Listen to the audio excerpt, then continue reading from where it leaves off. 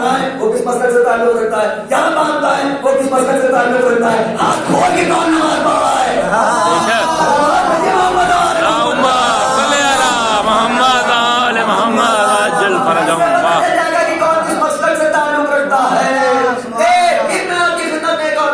اسلام کی جتنی بھی شکلیں ہیں, اس دین کی جتنی بھی شکلیں ہیں, اس کی قدامت پر اگر بحث کی جائے گی تو وہ بھی عجیب و غریب معاملہ ہے. ہر دین اپنی جگہ پر مسلم الثبوت ہے, ٹھیک. اسلام کو چھوڑ کہ ذات یہ ایگزسٹ کرتا ہے, وجود ہے اس کا, الہی دین کوئی نہیں ثابت کر سکتا. میں اگر آپ کی خدمت میں عرض کروں کہ دین اسلام تب سے جب سے سطح ہستی پر یا جب سے روئے زمین پر انسانیت کا وجود ہے, آدمیت کا وجود ہے, تب سے اسلام ہے. آپ مجھ سے دلیل مانگے گا تو دلیل سنیے. ہم نے پہلے آدمی کو جس کا نام ہی آدم تھا, جس کی وجہ سے ہم آدمی کہلاتے ہیں, اس کو محض بابا آدم نہیں مانا, آدمیوں کا باپ نہیں مانا, اللہ کی پہلی حجت مانا, اللہ کا پہلا نبی مانا. اس کے بعد جو سلسلہ آگے بڑھا جناب آدم سے لے کے حضرت خاتم تک, حضرت خاتم سے لے کے ایدم, ایدم سے اودم, جب ظہور سرکار حجت ہوگا, پورا شر اگر آپ کی خدمت میں پیش کروں تو وہ واحد ہم ہے کہ جو اپنے آپ کو یہ کہتے ہیں کہ ہم دین اسلام پر عمل کر رہے ہیں, تو وہ حقیقی دین ہے. کبھی گفتگو ہے یہاں پر, اگر آپ خاموش بھی رہیں گے تو مجھے کوئی افسوس نہیں ہوگا, بس بات آپ کے دلوں سے پہنچنا چاہیے. انشاءاللہ جب نتیجہ پیش کروں گا تو کوئی خاموش نہ بیٹھے گا, پوری توجہ رہے. واحد ہم یہ کہہ سکتے ہیں کہ صاحب ہم جس دین پر عمل کر رہے ہیں, ہمارے یہاں جناب آدم سے لے کے حضرت خاتم تک, حضرت خاتم سے لے کے ایدم, ایدم سے اودم, ہر زمانے میں واحد ہم ہی وہ ہیں جو پکے مسلم ہیں, سچے مسلم ہیں.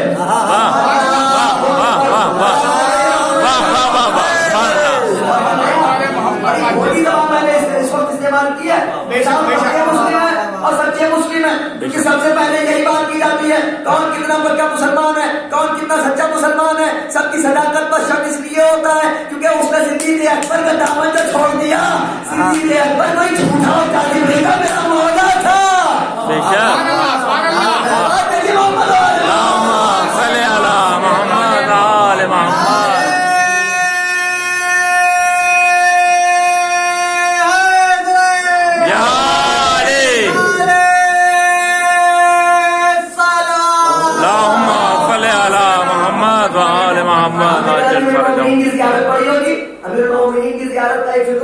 سلام ہو آپ پر اے صدیق اکبر,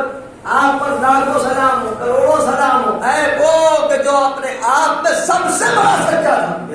اور کر رہے ہیں صدیق اکبر کا مطلب یہ ہوتا ہے کہ جو سب سے بڑا سچا تھا. اور کریں آپ تو کیسے پتا چلے گا کہ کون کتنا سچا مسلمان ہے اور کس کا ایمان کتنا پختہ ہے, کون دین اسلام پر ثابت قدم ہے, کون جانا ہے اسلام پر ثابت قدمی کے ساتھ چل رہا ہے. تو اس کا پتہ کیسے چلے گا؟ واحد ہم کہیں گے, اس لیے کہ ہم جناب آدم کو محض آدمیوں کا باپ نہیں مانتے, ہم جناب آدم کو پہلا بشر نہیں مانتے, ہم جناب آدم کے ساتھ ساتھ اس تمام باتوں کے ساتھ آپ یہ نہیں مانتے ہیں وہ اللہ کے نبی تھے, اللہ کی زمین پر اللہ کی حجت تھے, اس کے وجود پر دلیل تھے. لیکن یہ ایسی حجت خدا ہیں, یہ ایسے حجت خدا ہیں کہ ان سے ترک اولا کا شائبہ ہے. غور کیجیے گا, یہ ایسے حجت خدا ہیں کہ ان سے ترک اولا کا شائبہ ہے. محمد و آل محمد میں اور دیگر انبیاء میں یہی فرق ہے, ان سے ترک اولا سرزد ہو سکتا ہے, ان کے گرد جو آئے گا وہ پاک الطاہر ہو کے آئے گا. سبحان اللہ, واہ واہ بے شک. نہ ان سے ترک اولا کی گنجائش. اور کر رہے ہیں خطا اجتہادی کا نام دے کے کوئی آدمی کسی کو کتنا بھی بچانا چاہے, مگر آل محمد علیہ السلام کے مسئلے میں اس کا کوئی تصور نہیں. اگر ایسا تصور ذہن میں آ جائے تو دائرہ دین سے انسان خارج ہو جائے. بہت توجہ حافظ اللہ کی. تو کہنے کا مقصد یہ ہے کہ ہم نے جناب آدم کو مانا، صفی خدا مانا، جناب نوح کو مانا، نجی خدا مانا، جناب شیش کو مانا، ہبت اللہ مانا، جناب ابراہیم کو مانا، خلیل اللہ مانا، جناب اسماعیل کو مانا، ذبیح اللہ مانا، جناب یعقوب کو مانا تو اللہ کا نبی مانا، جناب یوسف کو مانا تو اللہ کا نبی مانا، جناب نمک کو مانا تو اللہ کی حجت مانا اس روئے زمین پر، جناب یونس کو مانا اللہ کا نبی مانا، جناب یوسف کو مانا اللہ کا نبی مانا، جناب صالح کو مانا اللہ کا نبی مانا، جناب ہود کو مانا اللہ کا نبی مانا، جتنے بھی انبیاء کو ہم نے مانا اللہ کا نبی مانا، اور یہ جتنے بھی انبیاء کائنات میں فیصلہ کر رہا ہوں، جتنے بھی انبیاء کائنات میں آئے کسی اور دین کا کلمہ پڑھوانے نہیں آئے، اسلام کا کلمہ پڑھوانے آئے۔ بے شک، اللہم صل علی محمد و آل محمد وعجل فرجهم۔ بہت تیزی سے میں اپنی منزل کی طرف بڑھنا چاہ رہا ہوں۔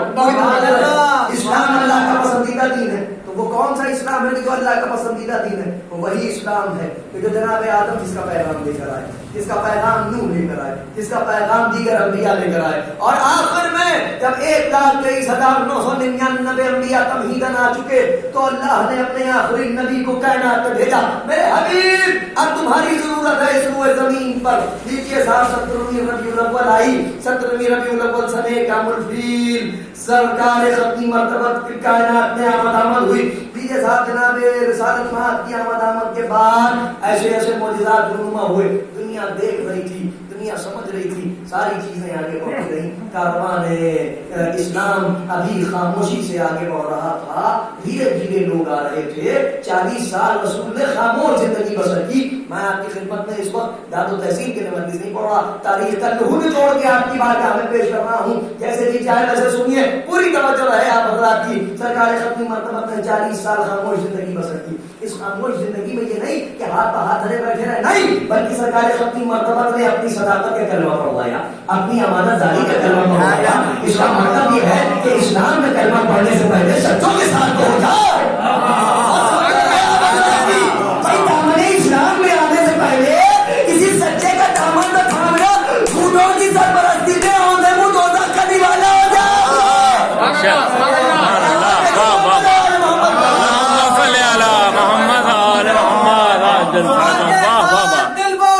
علی مولا، علی مولا،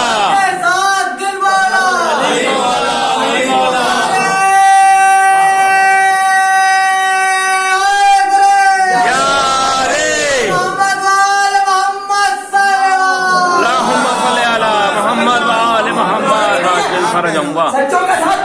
سچوں کے دامن کو تھام لو۔ اور کر رہے ہیں آپ کسی جھوٹے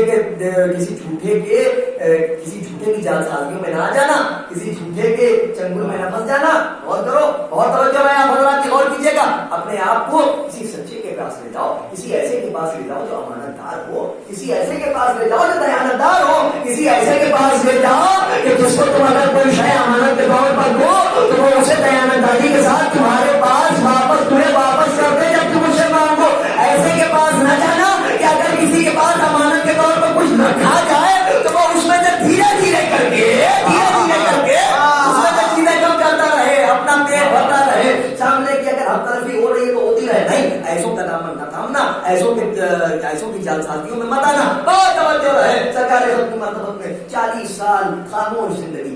زندگی میں صداقت کا کلمہ پڑھوایا، امانت داری کا کلمہ پڑھوایا، دیانت داری کا کلمہ پڑھوایا، اور اس کے بعد 1,23,999 انبیاء کی محنتوں کو ابو طالب کے بھتیجے نے عبداللہ بن جلال نے سجا کر پھر وہ وقت آیا کہ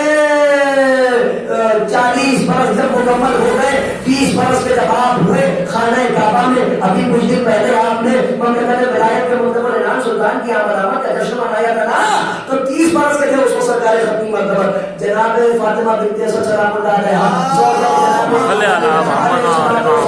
اپنے بیت شرف سے چلی، خرامہ قدموں کو بڑھاتے ہوئے بڑے کعبہ پر نہیں آئی، پشت کعبہ پر آنے کے بعد لب ہلے، نہ جانے کیا کہا، ادھر مشکل مسکرائی، ادھر کعبے کی دیوار کھلکھلائی، بی بی سلام اللہ علیہا کعبے میں تشریف لے گئے، 3 دن مہمان رہی، تیسرے دن جب بی بی سلام اللہ علیہا در کعبہ سے نہیں پشت کعبہ سے برآمد ہوئی، تو آج کائنات رسالت کا مطلب نام سلطان کہ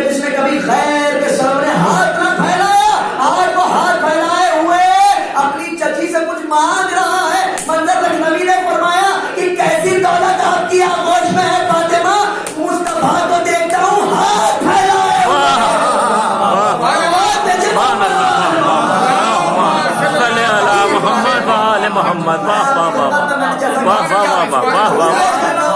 سبحان اللہ بھائی واہ واہ واہ ابھی آغوش رسالت پھیلی ہی تھی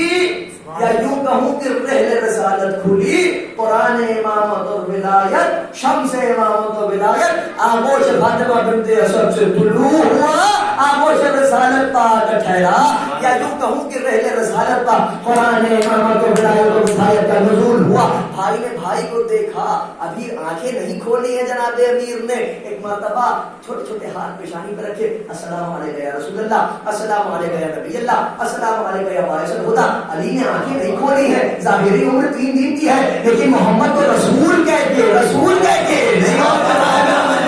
محمد کو رسول کہہ کے سلام کیا اللہ نے قرآن میں قانون بنایا ہے ہر جزاؤں احسان کا احسان احسان کا بدلہ احسان کے سوا بھی کچھ ہوتا ہے جس آغوش پر جن ہاتھوں پر علی نے محمد کو پہلی مرتبہ رسول کہا تھا خدا نے احسان کا بدلہ یوں اتارا کہ اسی آغوش پر 33 سال کے بعد انہی ہاتھوں پر علی کو مولا کہلوایا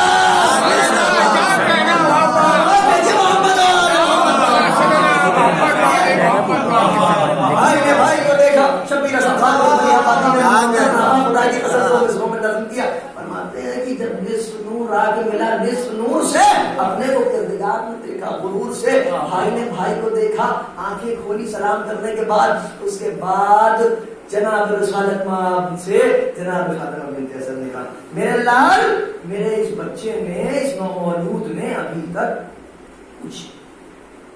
شیر مادر بھی نہیں تناول کیا ہے تو کیا کیا جائے کہا چچی اس کے پاس اس کی غذا ہمارے پاس ہے اچھا کیا غذا ہے لیجیے صاحب زبان رسالت دہنے رسالت سے طلوع ہوئی دہنے امامت ولایت میں غروب ہوئی علی نواز رسالت کے ذریعے سے تمام علوم کائنات کو اپنی رگت میں ملا اور اس کے بعد پھر ارشاد فرمایا کیا سناؤں توریت سناؤں کہاں سنائیے جیسے ہی توریت سنائی کہاں موسیٰ سے بہتر سنا دی زبور سناؤں کہاں سنائیے زبور سنائی کا لہجہ داؤدی جھوم رہی ہے خدا کی قسم انجیل سناؤں کا چل جہارون پر عیسیٰ کے بس میں نہیں ہے کہ ابھی اتر آئے محمد آل محمد عجل فرج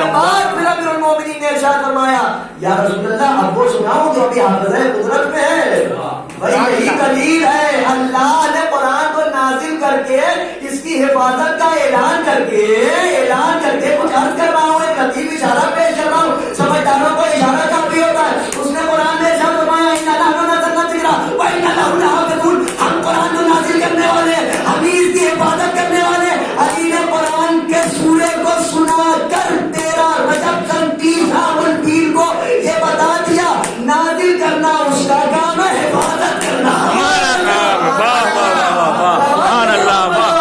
اللہم صلی علی محمد آل محمد عجل فرج واہ واہ واہ واہ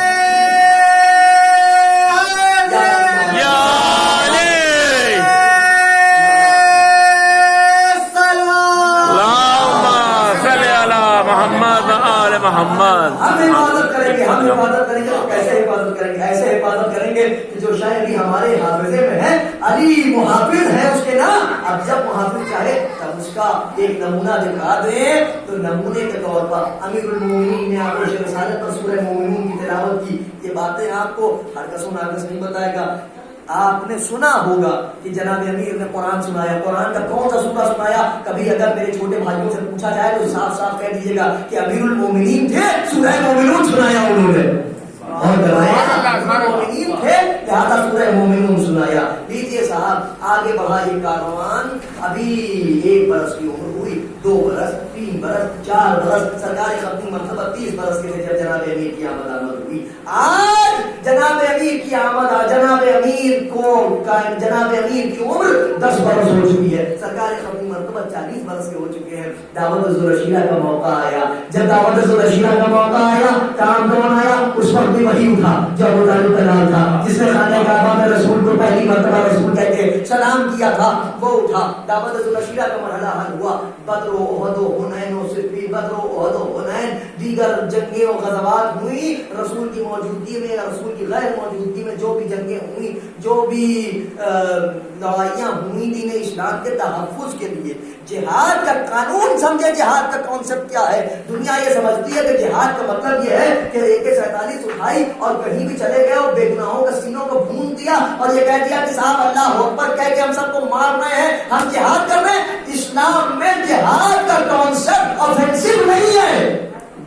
اسلام میں جہاد کا کانسیپٹ ڈیفینسو ہے۔ اسلام میں جہاد کا مطلب یہ نہیں ہے کہ جا کے کسی بھی بے گناہ کو جا کے بے وجہ قتل کر دو، نہیں، اسلام میں جہاد کا کانسیپٹ یہ ہے کہ جب تم پر حملہ آور ہو دشمن تو تم اپنا دفاع کرو، دین کا دفاع کرو، صحیح کرو، کوشش کرو، اپنے آپ کو بچاؤ، اپنے دین کو بچاؤ، اپنے ایمان کو بچاؤ۔ یہ قافلہ آگے بڑھا، سرکار ختمی مرتبہ نے اعلان رسالت کیا، کوہ فاران کی چوٹی سے سرکار ختمی مرتبہ نے قول لا الہ الا اللہ تفلحوا کا اعلان کیا، جناب امیر نے محمد رسول اللہ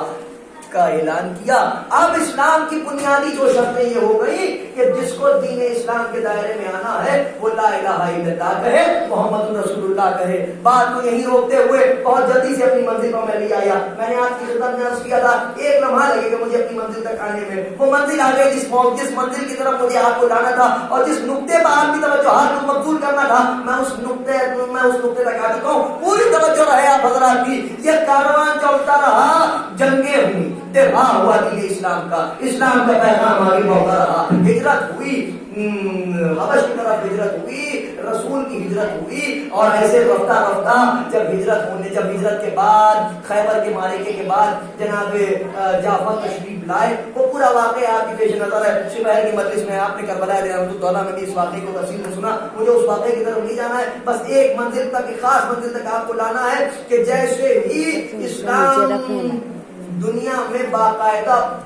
پہنچا اسلام کا پیغام، اور پھر یہ کہ سرکار ختمی مرتبہ جب ہجرت کر کے مدینے پہنچ گئے، غزوات ہو چکی، جنگیں ہو چکی، اسلام باقاعدہ دفاع ہوتا رہا اسلام کا، یہاں تک کہ اسلام کا دفاع ہوتے ہوتے ہوتے ہوتے اس کا پیغام کو نشر ہوتے ہوتے ہوتے ہوتے وہ منزل آئی کہ جس جگہ پر رسول سب سے زیادہ خطرہ محسوس کر رہے تھے، آج اسی شہر میں رسول فاتح بن کے آ رہے ہیں۔ اور توجہ ہے، آج اسی شہر میں رسول فاتح بن کے آ رہے ہیں۔ فتح مکہ ہوئی، فتح مکہ ہونے کے بعد وہ وقت آیا کہ سرکار ختمی مرتبہ آخری حج کے لیے چلے۔ اب آخری حج میں ایک خاص پیغام دیا ہے، اسی خاص پیغام پر رسالت کی تبلیغ کا انحصار ہے۔ چٹیل میدان، تازے تازے حاجی، سر منڈائے ہوئے حاجی، ایسے ایسے حاجی، پکے حاجی، سچے حاجی، رسول کے ساتھ ساتھ 1.25 کے مجمع، سب کے سب صحابہ، سب کے سب صحابہ رسول کے ساتھ ساتھ ہمراہ، کچھ آگے بڑھ گئے، کچھ رسول کے ساتھ، کچھ پیچھے۔ غدیر خم کا چٹیل میدان، تیز دھوپ، آیت نازل ہوئی وقت زوال، یا ایھا الرسول بسم اللہ الرحمن الرحیم، یا ایھا الرسول بلغ ما انزل الیک من ربک وان لم تفعل فما بلغت رسالتہ واللہ یعصمک من الناس۔ اے میرے حبیب کو پہنچا دیجیے جو آپ کے رب کی طرف سے آپ پر نازل کیا گیا۔ صیغہ ماضی کا استعمال ہوا ہے، پروردگارہ ہر پیغام کو لے کر جبریل آئے، یہ کون سا پیغام ہے جس کو تو نے کہاں پر نازل کر دیا؟ کہا اسی پیغام کو پہنچانے کے لیے اور اسی پیغام کو محمد کو دینے کے لیے ہم نے اتنا بڑا سفر کروا دیا خدا کے لیے اپنے سماعت کو میعاد ذرا بلند کرے۔ یہ وہ شہر ہے جہاں پر نقطوں کو سمجھا جاتا تھا، اشاروں کو سمجھا جاتا تھا، کنایوں کو سمجھا جاتا تھا، اتنی تفصیل میں کوئی ذاکر نہیں جاتا تھا۔ اگر اتنی تفصیل میں باتیں ہونے لگی تو قیامت، یہ بہت ہائی ٹیک زمانہ ہے، یہاں پر 2 4 والی باتیں ہوتی ہیں، تفصیلی گفتگو کا موقع نہیں ہے، اتنا وقت ہے، پوری تاریخ کا نقطہ لکھا ہوا ہوں، میرے پاس اتنا وقت نہیں ہے کہ تم بات کی توجہ مبذول کروں، کہاں بولنا ہے، کب بولنا ہے، کیسے بولنا ہے، آپ جانے، آپ کا مولا جانے۔ پڑھنا ہمارا کام ہے، سننا اور سمجھنا آپ کا کام ہے۔ یہاں نہیں سنیا سمجھیے گا، خبر ہے سنیا سمجھیے گا، سننا اور سمجھنا تو ہے ہر جگہ، یاد رکھیے گا۔ یہاں پر ہم آپ کو آہستہ سے سنجیدگی سے سمجھا رہے ہیں، وہاں پشانہ ہلا کے سمجھایا جائے گا، مگر سننا اور سمجھنا آپ کا کام ہے۔ اسی سننے اور سمجھنے کا تعلق قبر تک ہے، پوری توجہ رہے آپ حضرات کی۔ جناب امیر جیسے ہی وہ وقت آیا کہ رسول پر یہ آیت نازل ہوئی، کلاموں کا ممبر بنا، رسول نے ایک پیغام سنایا۔ وہ پیغام کیا ہے اختتام مجلس پر آپ کو پتہ چل جائے گا۔ نیچے رسول کی رحلت ہوئی، جناب امیر کا دور آیا۔ جناب امیر کا دور 3 تاریخ ادوار سے ہوتا ہوا اور توجہ،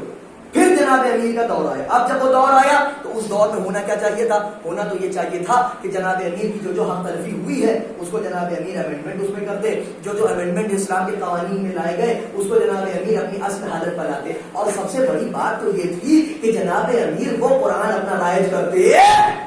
کہ جو جناب امیر نے پہلی خلافت کے زمانے میں رائج کیا تھا. ہونا تو یہی چاہیے تھا نا، کیوں نہیں رائج کیا؟ اور یہی قرآن آج تک کیوں چلتا چلا آ رہا ہے؟ جناب امیر کو خوب معلوم تھا آنے والے وقت میں کوئی ایک گستاخ قرآن پیدا ہوگا.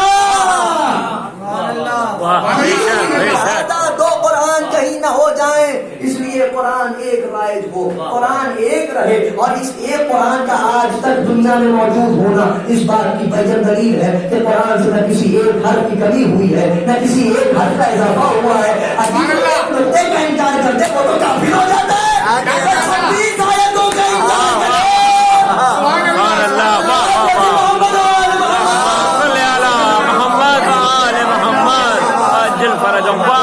سبحان اللہ، بے شک سبحان اللہ. اس کے ابتدان میں کوئی شکتی ضروری نہیں ہے کہ ہر جگہ ہر بات کو نام دے کے ہی کہا جائے. بے شک بے شک اشاروں سے بھی کام لیا جاتا ہے. اللہم صلی علی محمد وآل محمد. اب جلدی سے سن لیجیے. جناب امیر کا دور،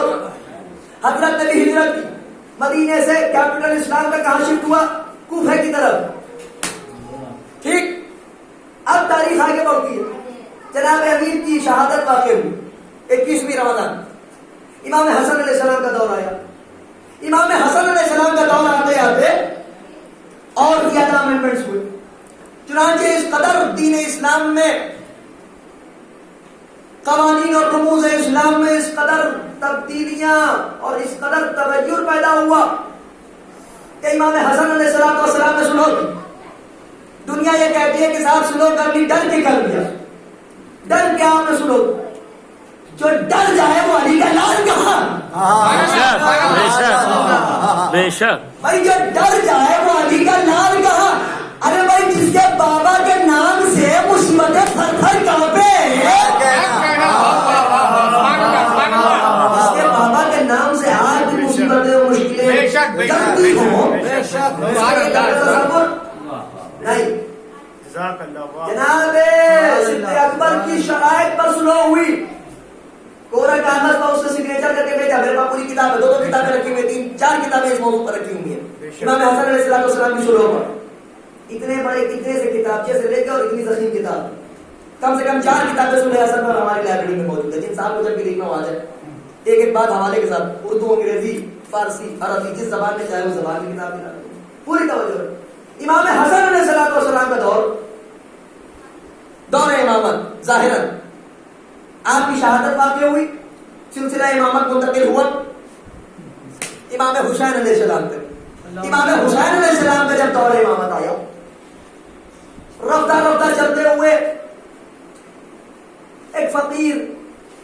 بھک منگا، ڈاکو، چور، کیا کہنا، تخت حکومت پر بیٹھ کے کیا کہنا، خلافت و ملوکیت کے ضامن ناقص میں اپنی زندگی کی آخری سانسیں لے رہا تھا، اور اس نااہل نے اپنے نااہل بیٹے کو خلیفہ مقرر کیا. 25 رجب 22 رجب کو یہ شخص فاصل جہنم ہوا. 22 رجب کے واقعے کے بعد 4 یا 5 دن کے وقفے پر مدینے میں شام کا ایلچی آیا صبح سویرے، اور آتے ہی وہ مدینے کے دارالامارہ پہنچا. اور وہاں جانے کے بعد اس نے خط لا کے رکھا، اور خط میں لکھا ہوا تھا ولید معاویہ مر گیا، یزید کی خلافت کا اعلان کر دو، سب سے بیعت لو، خاص طور پر علی کے بیٹے سے. کیوں علی کے بیٹے سے؟ میں اپنی منزل پہ آ گیا ہلال بھائی. کیوں علی کے بیٹے سے؟ خاص طور پر کیوں؟ سوال تو پیدا ہوتا ہے نا، سنیے کیوں؟ زیارت وارثہ پڑھتے ہیں آپ؟ بس میں زیارت کے فکرے پڑھوں گا، پوری تقریر کا پس منظر آپ کے سامنے آ جائے گا۔ یاد رکھیے گا، میں نے آدم سے سلسلہ شروع کیا تھا اپنی گفتگو کا، حسین تک لے کے آ رہا ہوں۔ تقریر کا آخری جملہ زیارت کے فکرے، زیارت وارثہ شروع کہاں سے ہوتی ہے؟ السلام علیکم یا وارث آدم صفت اللہ، السلام علیکم یا وارث نوح نبی اللہ، السلام علیکم یا وارث ابراہیم خلیل اللہ، السلام علیکم یا وارث موسیٰ کلیم اللہ، السلام علیکم یا وارث محمد المصطفیٰ، السلام علیکم یا وارث علی المرتضیٰ۔ یہ اتنا سلسلہ جو تھا، خاص طور پر حسین کا نام اس لیے رکھا گیا کہ اگر حسین ہاں کہہ دے تو سب بیعت کر لے۔ ارے بھیا، جہاں 1,23,999 انبیاء، یا بدل کے جملے کہوں، جہاں 1,24,000 کی عصمتیں جن مٹھیوں میں ہو، اگر وہ ہاتھ یتیم کے ہاتھ میں چلا جاتا تو اسلام کا فاتحہ ہو جاتا۔ حسین کی ایک نہیں نے شوئے قیامت تک اسلام کو خدا کا پسندیدہ دین بنا دیا۔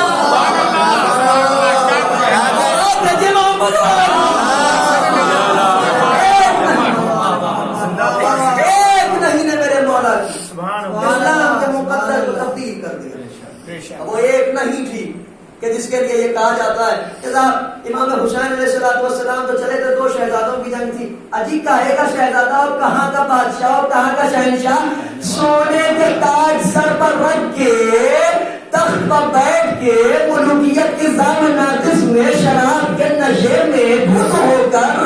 وحی الہی کا اور اسلام کے قوانین کا مذاق اڑا کے خود کو بادشاہ کہلوانا اور بولیے بیٹھ کے عرش تک حکمرانی کرنا۔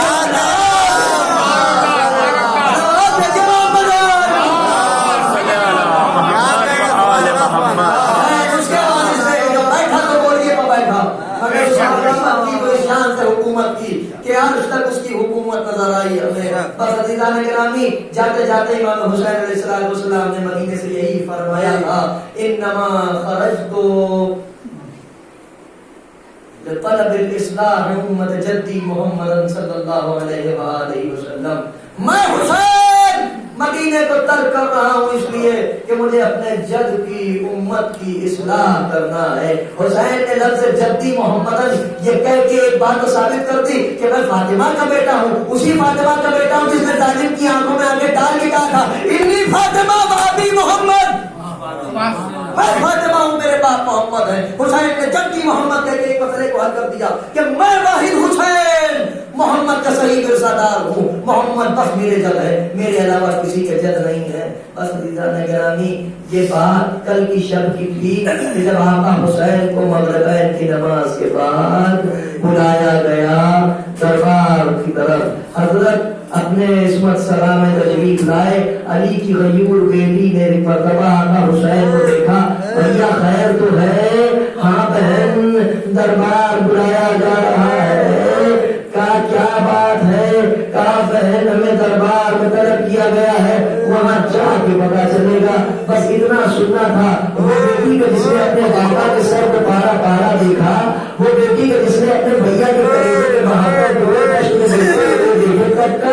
اس وقت بہن ایک مرتبہ میں آنسو کا دبائے، حسین اپنے علی کی ابا کے دامن کو ہاتھ میں لیا، کچھ کہا نہیں، آہستہ آہستہ سے بس اشفشانی شروع کی۔ دور سے جناب عباس کی زوجہ جناب لبابہ یہ منظر دیکھ رہی تھی، جناب عباس جناب فضل کو سینے پر سلائے ہوئے تھے، ایک مرتبہ آن کے فرمایا، باقی علی کی بیٹی کی آنکھوں میں آنسو ہے،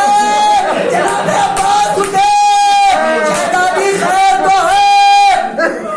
کہوں گا آقا، آج آنکھوں میں آنسو نہ برداشت ہوا، آنکھوں میں آنسو نہ برداشت ہوئے، آئے 11ویں محرم، یہی بہنوں کی بے مقنا و چادر، شرابیوں کا مجمع، اللہ اکبر اللہ اکبر۔ بردیان گرامی، امام حسین دربار میں گئے، دربار میں جانے کے بعد پورا واقعہ آپ کو معلوم ہے کہ شان و شوکت سے میرا مولا دربار میں گیا تھا،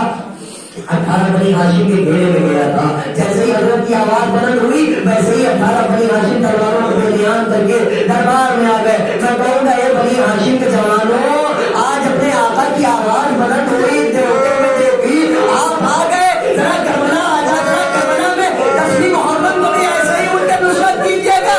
کوئی بے یار و مددگار آواز دے گا هل من ناصر ينصرنا هل من معين يعيننا هل من ذاكر يكون عن رسول الله تبع کے نصرت کرنا